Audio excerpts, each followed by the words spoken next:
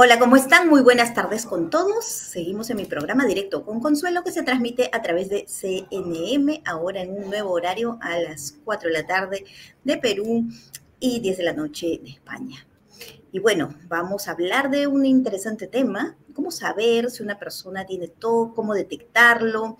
Sabemos que desde la situación de la pandemia, estos casos también se incrementaron y se agudizaron, así como todos los trastornos de salud mental, pero también entender que cuando hablamos de personas que tienen TOC, pues estas medidas que se tomaron específicamente en la situación de cuarentena que tuvieron muchos países, pues generó que las personas tengan un cuidado de manera más excesivo en estos temas, por ejemplo, en la limpieza, ¿no? Lavarse las manos constantemente y todas estas reglas que generaron que la ansiedad incremente y por ende también estos casos de TOC.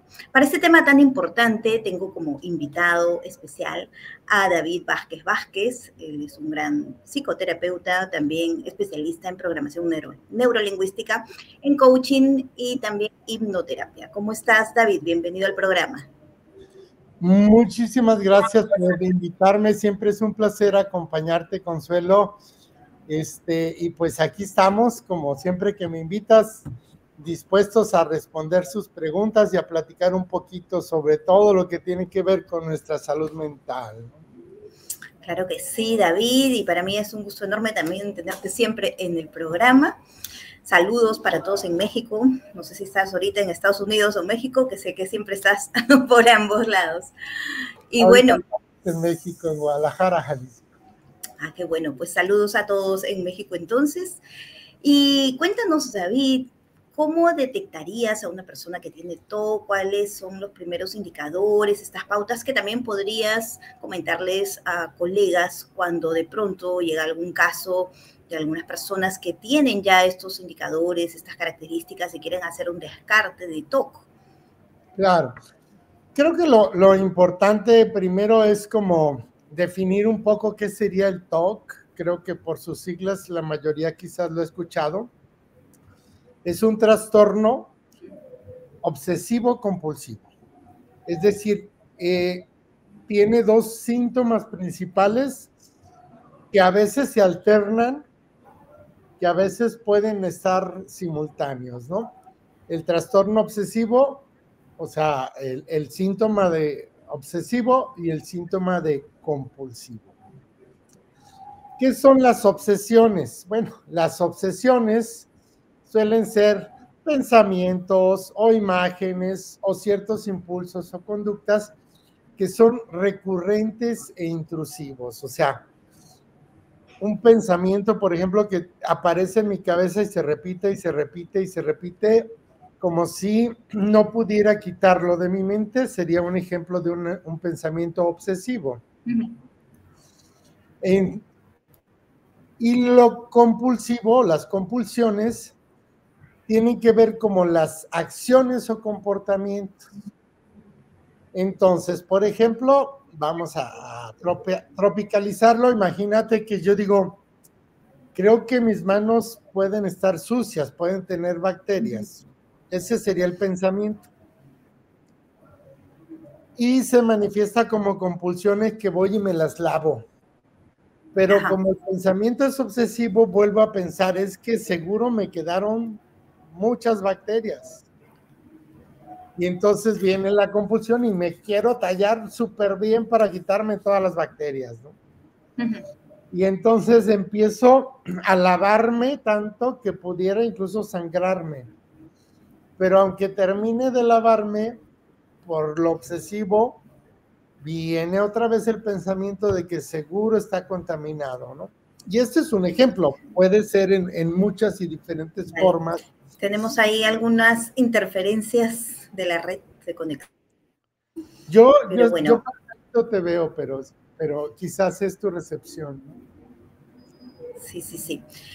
Tenemos algún temita de conexión, pero vamos a seguir con la entrevista. Creo que en la conexión de Consuelo se nos cortó, pero podemos seguir grabando mientras ella se reconecta. Entonces, pensando que hay el ciclo entre lo obsesivo y lo compulsivo,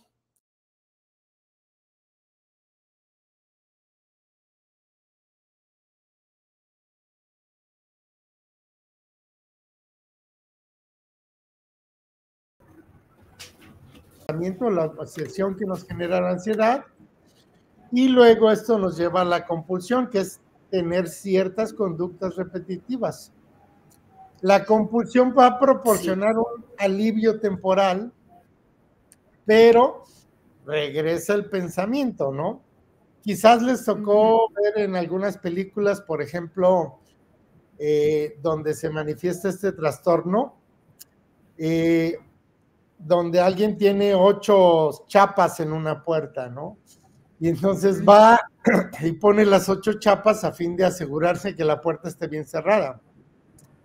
Regresa a su habitación, pero entonces le viene el pensamiento obsesivo y si no cerré, regresa a la puerta, abre y cierra las chapas para verificar que esté bien cerrado, regresa a su habitación, le vuelve en pensamiento obsesivo y si no se ríe, entonces regresa a la compulsión, ¿no? Sí, exacto. Ciclo, ¿no? Como decías, David, y también hay casos que puede ser como el ver, el notar que tienen ciertas contradicciones, ¿no? De repente puede que tengan mucho afán en ordenar ciertas partes de la casa, por ejemplo, pero otras como que les da igual y puede ser indistinto si lo tienen, ¿no? Que de pronto tengan ese afán desmedido en que su habitación específicamente esté súper, hiper ordenada, pero sí la sala, la cocina, ¿no? Otras partes de la casa pues no lo están, no hay ese problema, ¿no? Entonces es como que específicamente en algunas cosas, pero no siempre en todo. Y eso va a depender también de los casos, porque no todos los casos son iguales, ¿no? Hay varios. Sí, eso que dices, Consuelo, es importante porque muchas veces el pensamiento obsesivo puede estar focalizado. Si yo puedo pensar que mi habitación está desordenada, hay una ansiedad creciente y entonces viene el comportamiento compulsivo que me hace que yo me ponga a ordenar la habitación. Esto me da un alivio temporal, disminuye la angustia, pero luego regresa el pensamiento. Ahora, si ese pensamiento obsesivo es sobre mi habitación, pues no necesito ordenar el resto de la casa, no necesito ordenar la cocina, la sala, porque mi pensamiento obsesivo viene de que aparezcan más en la adolescencia, por ejemplo, ¿no? Estaba contando, David, no sé si es que me escuchaba lo último que he hablado, porque parece que hemos tenido algún tema de falta de conexión, ¿no? Pero te preguntaba que desde cuándo y desde acuerdo a tu experiencia has notado que aparecen más estas características de TOC, y comentaba que en lo que he podido observar, he visto que más y que hay sí mayor predominancia en el caso de niños comparado con niñas. No sé si tú podrías comentar también de acuerdo a tu experiencia, David. Sí, mira, casi siempre los TOC aparecen cuando hay una situación, por ejemplo, un cambio. La adolescencia sabemos que es una etapa donde dejamos la niñez, entramos a la parte de la adolescencia para entrar a la juventud, y es una etapa de muchos cambios y de muchos duelos. Entonces esa es una etapa importante donde puede aparecer el TOC. No exclusivamente, a veces hay TOCs que aparecen un poco después, hay TOCs a veces relacionados con el consumo de drogas. Entonces, sí debe haber como un evento estresante muy fuerte, desencadenante, o un cambio de etapa, como el paso de la niñez a la adolescencia, o como el paso de la juventud a la edad adulta, ¿no? Entonces, ahí es como eventos o momentos clave, ¿no? Claro. Eh, Ahora, dime. también es, tal vez, no sé si dentro de lo que tú has visto en casos, has podido notar que aparece más en niños que en niñas. ¿Cómo ha sido más o menos tu experiencia en ese sentido? O en hombres que en mujeres. Fíjate que no creo que haya una mayor cantidad. Por ejemplo, ya ves que el TOC tiene como áreas, ¿no? Por ejemplo, contaminación, suciedad, limpieza, o simetría y orden, ¿no? Yo he visto más casos de TOC de simetría y orden, he visto más casos en mujeres que en hombres, aunque sí los hay, Vale. y más casos en cuanto a daño, que si me pueden envenenar, que si me pueden perseguir, que si debo borrar los datos de la computadora, en hombres que en mujeres. ¿Sí? Los típicos casos son de contaminación, ejemplo, bacterias, virus, simetría y orden, el acomodo, el orden, o el daño, que pueda ser envenenado, que puedan hacerme un daño, ¿no?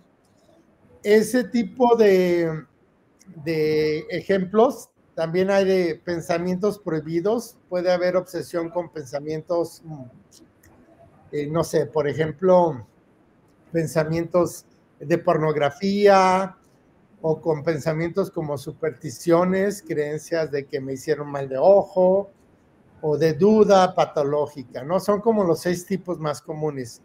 Pero yo me he encontrado que lo que es contaminación, simetría y orden lo encuentro más en mujeres, quizás por la formación que se les ha dado, y de daño, de pensamientos prohibidos y de incertidumbre lo encuentro más en hombres. Ahora, es importante también, por ejemplo, cuando acude una persona a querer hacer un descarte de TOC, de trastorno obsesivo compulsivo, ¿no? Indagar un poco también en su historia, saber si han habido sucesos anteriores en su vida, para ver desde cuándo, ¿no? Porque hay diferentes causas que puede ser incluso un tema genético o tal vez un factor biológico o tal vez por factores estresantes. También, como decías, que muchas veces se da, sobre todo en la etapa de la adolescencia, en donde los chicos están en plenos cambios físicos, psicológicos, hormonales, y estos eventos estresantes pues puedan generar algún tema de este tipo. Entonces, indagar en su historia, ver preguntas como, por ejemplo, ¿qué les hace pensar que tienen estas obsesiones? ¿No? ¿Qué tan intensas puedan ser estas obsesiones? Porque puede ser que sean cuadros específicos, ¿no? Del momento que tengan, pero si el tema ya es con una frecuencia mayor, intensa, pues podríamos, sí, determinar que, obviamente, indagando más, pueda ser un cuadro de este tipo, ¿cierto? Claro, yo creo que persistencia y prevalencia, ¿no? Pero es que a veces un TOC puede ser muy bien valorado, no sé si me explico. A lo mejor tú puedes decir, bueno, que mi hijo se meta a la regadera y se tarde 6 horas en salir porque está tallándose, queriéndose quedar súper limpio, pues lo vemos como un trastorno. Pero, por ejemplo, que la señora que viene a hacer la limpieza en mi casa tenga una obsesividad compulsiva por la limpieza, pues a lo mejor lo veo como algo beneficioso para mí, ¿me explico? Entonces, hay aspectos donde tú dices, puedo no verlo como si fuera un trastorno, pero la persona que lo padece lo sufre. Sí, O sea, ese es el tema. El sufrimiento que tiene la persona porque hay una ansiedad latente, frecuente, ¿no? Y el hecho de que está todo el tiempo pensando, pensando, o sea, sin descanso, es agotador, ¿no? Eso cansa. Entonces, por más de que puedan pensar, ¿no? Pero que le va bien en tales áreas, porque como tú dices, se puede ver que le vaya bien en algo específico, ¿no? Porque la persona puede empeñarse de repente mucho en los estudios y se empeña tanto y puede tener muy buenas notas, etcétera, pero ¿qué hay de por medio en todo eso? ¿No? O sea, todos estos pensamientos al punto de que de repente ni duerme por estar muy enfocado en eso y que también afecta y todo lo que hay detrás y ese sufrimiento qué es lo que le genera a la persona esa frustración. Entonces ahí creo yo que es muy importante ese tema y este sentimiento de culpa que también está como que un círculo vicioso en las personas que presentan este cuadro. ¿Cómo lo has podido notar en los casos, por ejemplo, que has atendido, David? Claro, sí, como bien dices, a lo mejor alguien muy perfeccionista, pudiéramos decir, no es un TOC, Ujú. si esto le sirve, pero si él está sufriendo, es donde diríamos, aquí tenemos que intervenir, ¿no? Entonces, claro que hay como ciertas cosas que es importante buscar en la entrevista, además de que existen instrumentos para evaluarlo, ¿no? Ujú. Por ejemplo, la presencia de obsesiones y de compulsiones. Es decir, que la persona tenga el pensamiento de manera recurrente y que esto también le lleve a hacer acciones en consecuencia, como lavarse las manos varias veces, como regresarse a checar si cerró la puerta 2, 3 veces o más.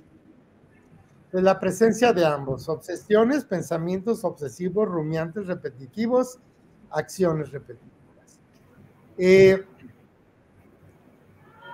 Cuando empieza a afectarte, empieza a aparecer por más de 1 hora diaria.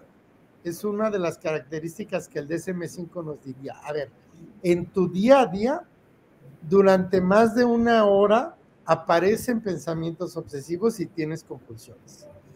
Porque si solo al salir en la mañana tengo que verificar 2 veces que cerré bien, no Ujú. consideraríamos un TOC, ¿me explico? Pero si Claro. durante el día tú ves ciertos comportamientos de pensamientos obsesivos y compulsiones que sumen 1 hora, entonces ya diríamos aguas, ¿no?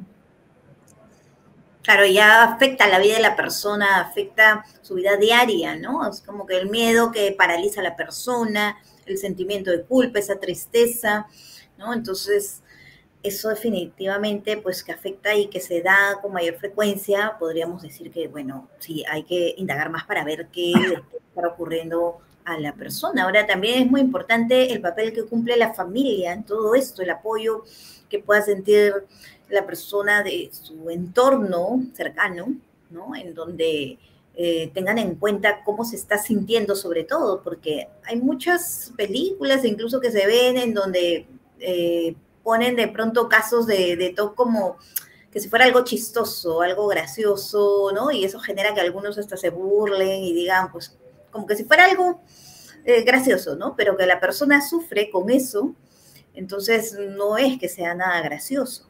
Y ahí es como que la familia también tiene que tener esa sensibilidad para darse cuenta y poder ayudar a la persona. Sí, me hiciste recordar esta película, no estoy seguro del título, creo que en español la tradujeron como Mejor Imposible con Jack Nicholson. ¿Ya? No sé si la viste, donde él se sentaba todos los días en la misma mesa, lo atendía la misma mesera y entonces un día llega Uh -huh. y como no está la mesera que le atiende, no puede desayunar, ¿me explico? Ahí es donde entra el pensamiento obsesivo que al no poderse cumplir el ritual que había formado, pues desencadena la ansiedad.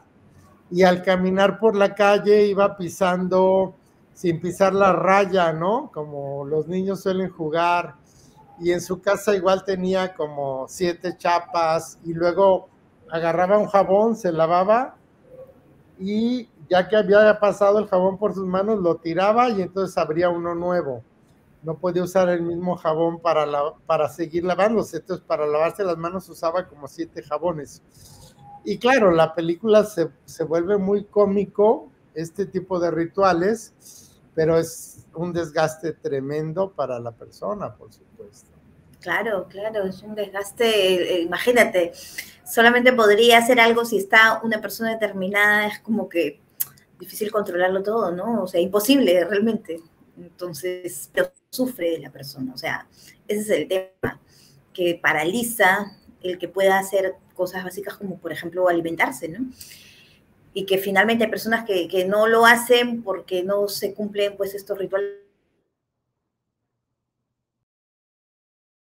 ocurrir algo malo, por ejemplo, realmente, ¿no? Que si no pasa tal cosa, les puede pasar algo a algún ser querido, ¿no? O incluso a la misma persona, entonces como que evitan hacer. Personas que de pronto hasta se limitan de ver a personas, ¿no? Y que se aíslan porque piensan que si ven a otros algo puede ocurrir, etcétera. Y es que realmente lo viven y no es algo sencillo, ¿no? Que puedan decir, no, hay que hablarles para que entiendan y no funciona así, no es simplemente hablar, es todo un proceso de terapia que necesita la persona para que pueda trabajarse adecuadamente en todo este proceso que muchas veces es largo, que demanda tiempo. En tu experiencia, por ejemplo, David, tal vez te animas a contar, obviamente sin nombres, algún caso así que haya sido muy, muy complejo a nivel...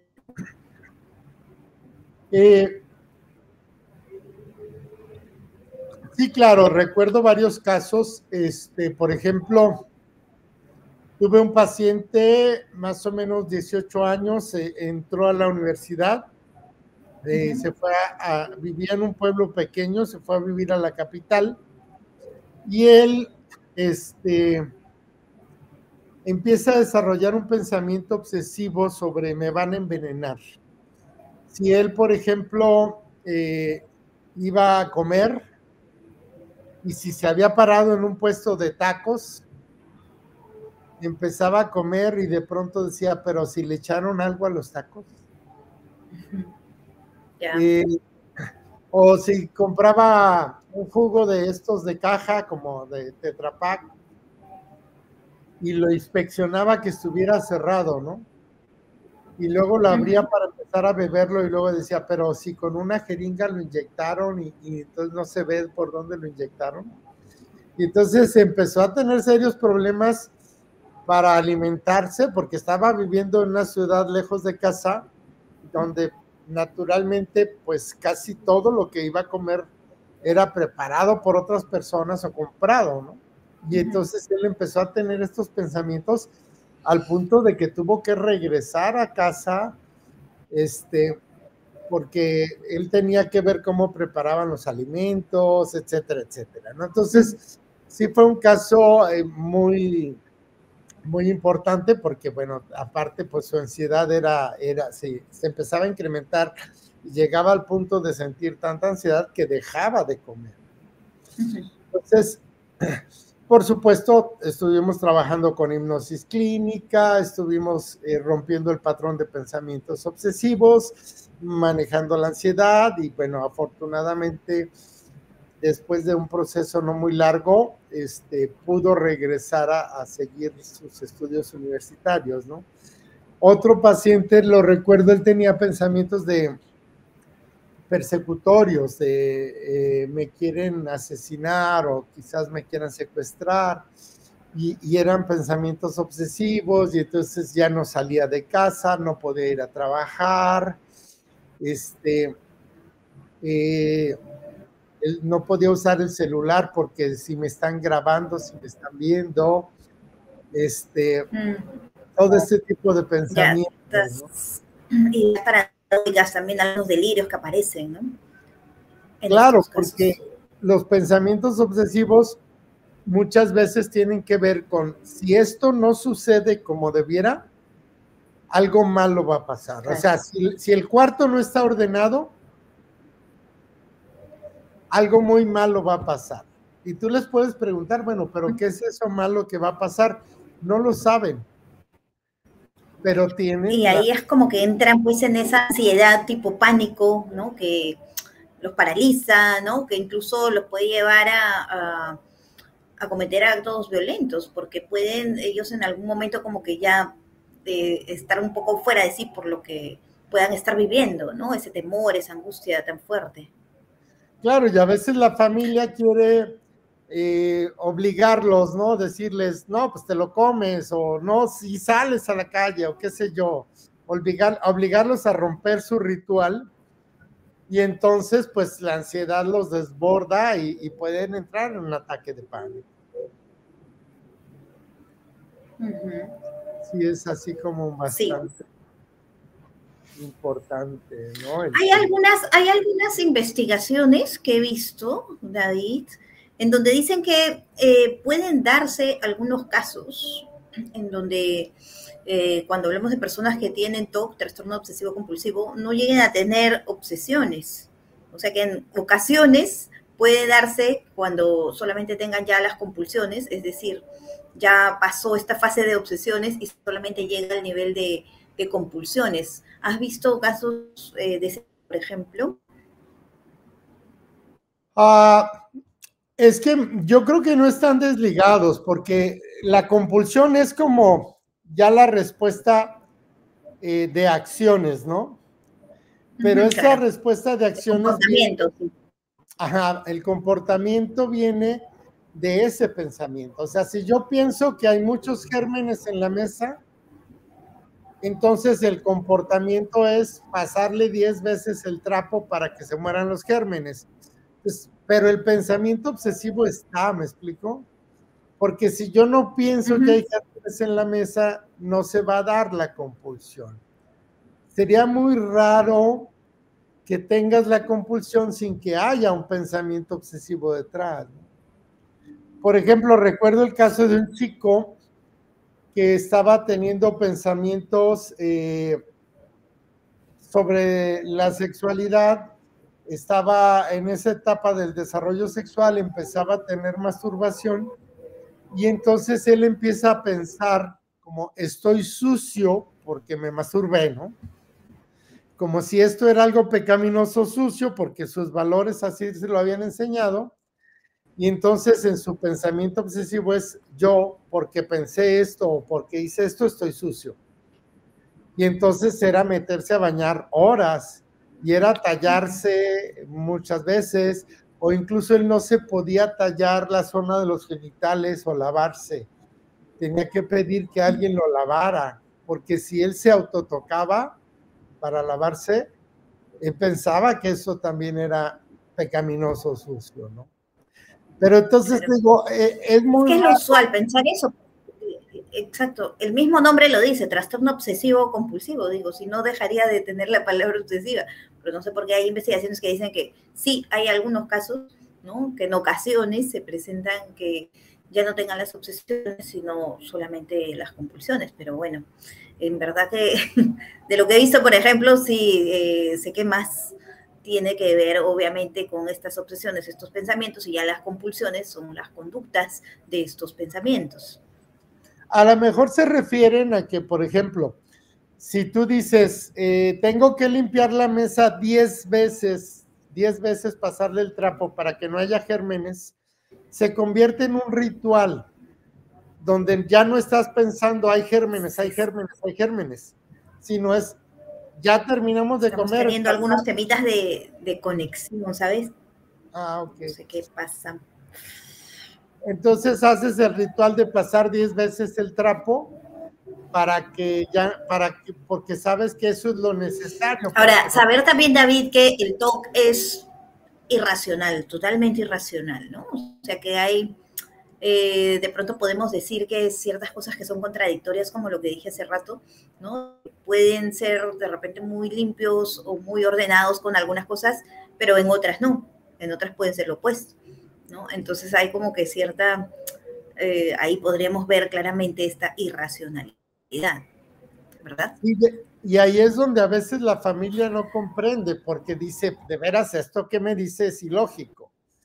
Si llegaste a una taquería donde nadie te conoce, ¿quién le va a poder querer echar veneno a los tacos, ¿verdad? Pero Claro, para el paciente, eso también. ¿no?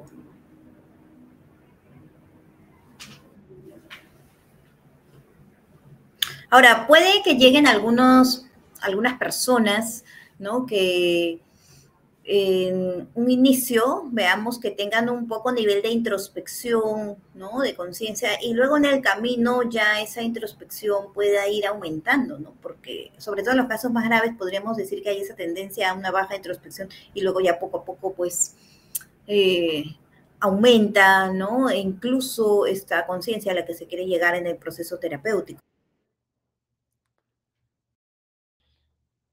Eh, sí, obviamente que la persona no lo racionaliza, ¿no? Si yo digo, puedo estar creyendo que me quieren envenenar, ¿no? O que si no limpio la mesa 10 veces va a haber gérmenes. Pero a veces, aunque utilices la lógica y le dices, a ver, si este desinfectante dice que mata los gérmenes en una sola pasada, ¿por qué necesitarías pasarlo 10 Sí. veces? Y ellos incluso pudieran entenderlo desde la parte lógica, pero aún así tienen dificultad para controlar su pensamiento obsesivo, ¿no? Entonces, sí, en el trabajo de terapéutico vas a estar trabajando en esta parte como de que empiecen a racionalizarlo, pero yo empiezo a trabajar con ellos con el hecho de decir, oye, es que acuérdate que tienes este trastorno, por eso tú piensas que hay gérmenes. Es normal que pienses que hay gérmenes, pero no necesitas limpiarlo 10 veces. Es simplemente la obsesividad la que te Claro. hace. Ahora, para ir terminando ya, David, es importante también saber este círculo adictivo del TOC, ¿no? En donde la persona está envuelta en una situación de estos pensamientos, estas obsesiones y esta compulsión que en algún momento puede servir de una especie de calmante, ¿no? Que la persona puede sentir que la compulsión lo calma, pero que si repite más bien estas compulsiones y lo hace cada vez más.